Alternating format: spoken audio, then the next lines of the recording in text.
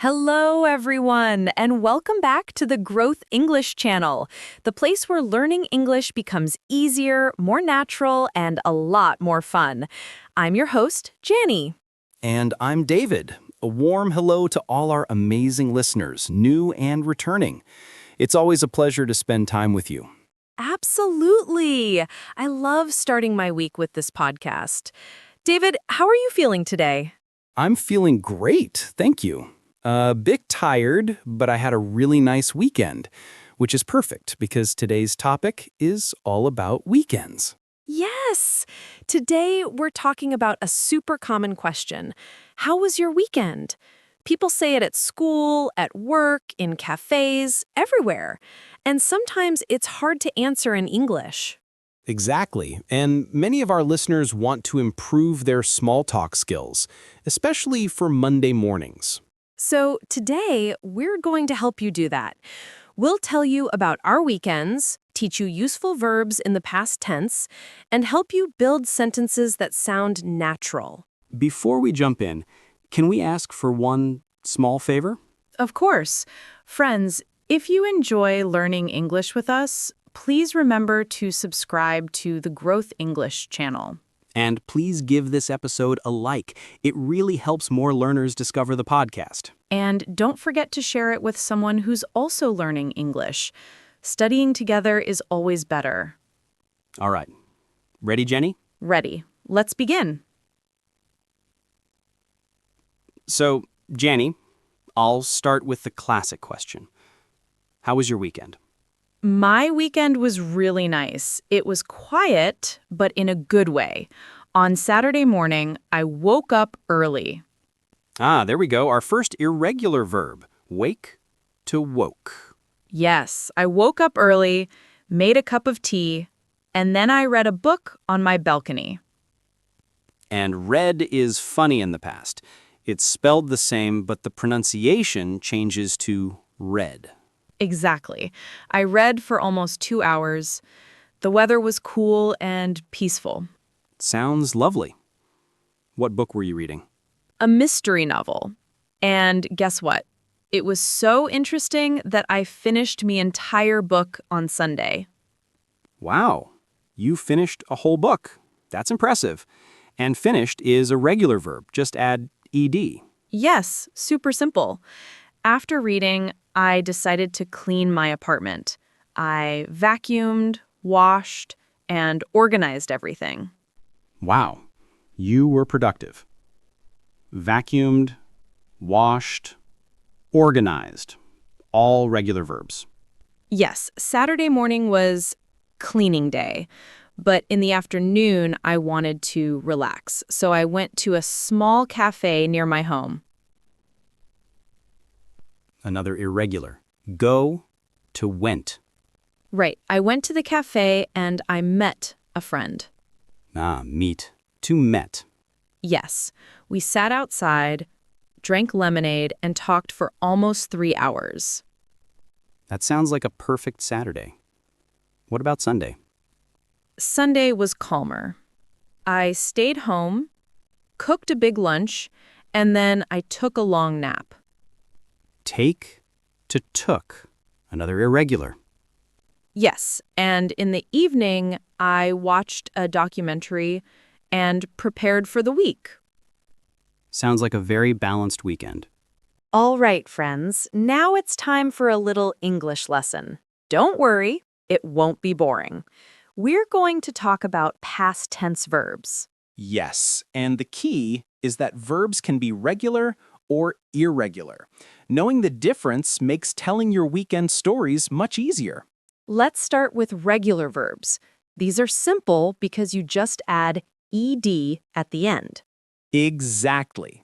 For example, if you play tennis, in the past, it becomes played.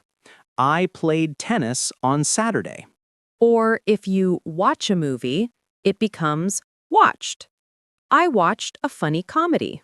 And cleaning verbs, too, like clean to cleaned, wash to washed, organize to organized.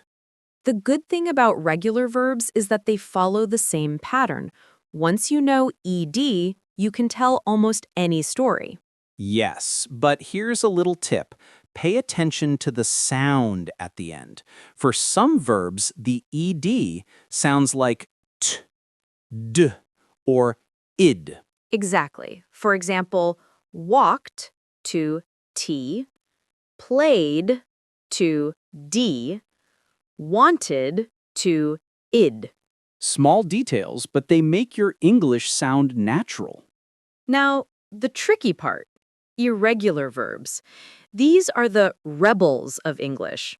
They don't follow rules, and sometimes the word changes completely. Like we said before, go, went, eat, ate, see, saw, take, took, fall, fell. And meet, met, read, read, past is pronounced read. Here's a fun trick. Try to group irregular verbs by patterns. For example, verbs that change a vowel. Go, went, eat, ate, take, took. Verbs that don't change. Put, cut, cut. Verbs that change completely. See, saw, have, had, fall, fell. Another tip is when telling stories, practice chunking verbs together. For example, on Saturday, I woke up, ate breakfast, and went for a walk. See how it flows? It sounds natural and not like a list of random words. And remember, when asking questions about the past, always use did plus base verb. What did you do? Where did you go? Who did you meet? Many learners make the mistake of saying, did you went? Don't. The verb stays in its base form, did you go? Right. And if you want to make your story even more interesting, you can mix regular and irregular verbs. I cleaned my room, cooked lunch, and then went for a walk. Yes, mixing them makes your English richer and more natural. Speaking of mixing verbs, I have another funny story from Saturday. Oh, tell me. After hiking, when I fell on the rock, my cousin laughed so much, laugh to laughed, he couldn't stop. And then he took a picture, take to took, and posted it online. He posted it? Oh, no. Yes. And then my phone exploded with notifications. Everyone was teasing me. I answered some messages, but I ignored the others. Exploded, answered, ignored. All regular verbs. Exactly. And I also called my friend Mark. We talked about our weekends, and he shared his funny story too. What did Mark do?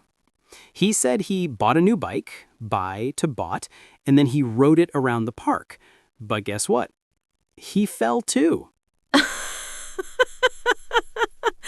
Seems like falling is a weekend trend. Yes, and he laughed at himself after. This is perfect. All these small moments, falling, laughing, meeting friends, are excellent examples to use in your own stories. Yes, and even simple activities like I stayed home, I cooked dinner, I watched a movie, I read a book.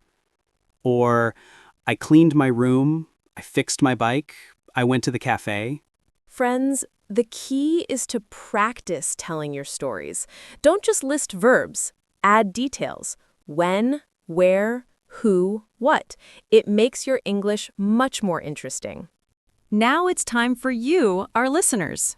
Yes, we want to hear about your weekend. Try to write 1 or 2 sentences in the past tense. For example, I went to the park and played football. I stayed home and watched a movie. I met my friend and we ate pizza. And don't worry about mistakes. The goal is to practice using regular and irregular verbs. Another tip, try mixing verbs in your sentences. I cleaned my room, cooked lunch, and went to the cafe. I woke up late, ate breakfast, and met a friend.